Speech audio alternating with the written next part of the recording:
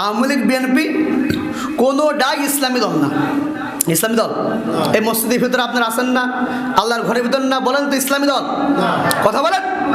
তা ইসলামী দল না, তা আমি হুজুর হয়ে আমি ইসলামী দল না করে ইসলামের বিপরীত যারা আছে তাদের সাথে আমি হাত মেলাতে চলবো নাকি? আমার কি এত দায় ঠিক আছে?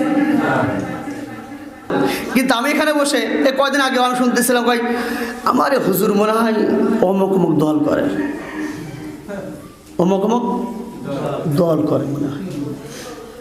তা আমি ছোটকাল থেকে মাদ্রাসায় পড়ে আমার 14 গোষ্ঠী আলেম, আর বাপ আলেম, হাফেজ আলেম, আমার বড় কাকা ছেলে মুফতি মুহাদ্দিস, ঢাকায় শুধু জুম্মার নামাজ পড়াই পাই 60,000 টাকা।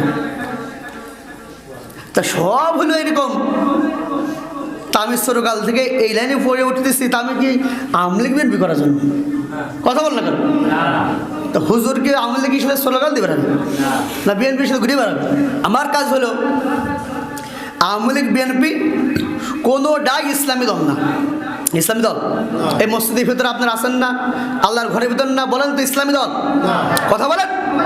তা ইসলামী দল না, তা আমি হুজুর হয়ে আমি ইসলামী দল না করে ইসলামের বিপরীত যারা আছে তাদের সাথে আমি হাত মেলাতে চলবো নাকি? আমার কি এত দায় ঠিক আছে?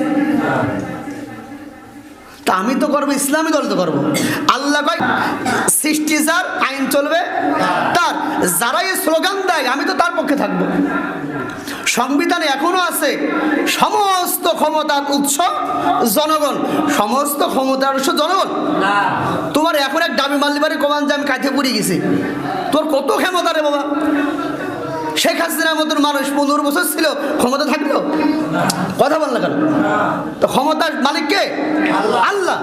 আল্লাহ কার কাছ থেকে কখন ক্ষমতা নেবে এটা কেউ বলতে পারে?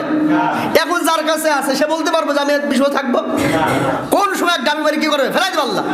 সব সমস্ত ক্ষমতার উৎস কে? আল্লাহ তাআলা। এটা হলো আমার বিশ্বাস। কার বিশ্বাস? একজন মুসলমানের বিশ্বাস হওয়া দরকারই হলো সমস্ত ক্ষমতা উৎস কে? তাবারাকাল্লাযী বিয়াদিল মুলক। জগতের যা কিছু আছে সমস্ত কিছুর ক্ষমতা উৎস বিয়াদিল মুলক, যা আল্লাহ তাআলা বলে। সুবহানাল্লাহ। আল্লাহ হলো ক্ষমতার কি উৎস? মানে আমি বানাই দিচ্ছি কি স্লোগান দিচ্ছি, ক্ষমতা উৎস হলো জনগণ। তা আমি এই কথাই বলতেছি যে হুজুর কোন দল করে, অমুক দল করে। হুজুর যদি দেখেন যারো বলবে যে হুজুর যদি আওয়ামী লীগ বিএনপি করে, হুজুর কি করো? পাশায় লাথি মেরে খেলা দাও। এই স্লোগান আপনারা দেবেন। মানে বাংলাদেশ সব উল্টো হয়ে গেছে। একজন মসজিদে মুসল্লি আসছে নতুন, বা নামাজ কালাম পরে, ওই দেখ ওই ছিলেন নামাজ কালাম পরে কি করে? কিন্তু দরকার ছিল কি যে নামাজ পড়ে না তারে দেখে বলা, অমুক ছেলে না কি করে না, নামাজ কালাম পড়ে না।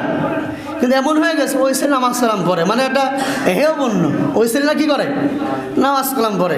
আবার একটু ভদ্রে চলাফেরা করে মানুষ, ওই হুজুরের মেনতা মেনতা, কারোর সাথে কথাবার্তা কয় না, ও হুজুর দেখে চলে। আবার একটু শক্ত কথা কবে, ও হুজুর রাজনীতি করে, কড়া কথা। কি একটা অবস্থা বলতো?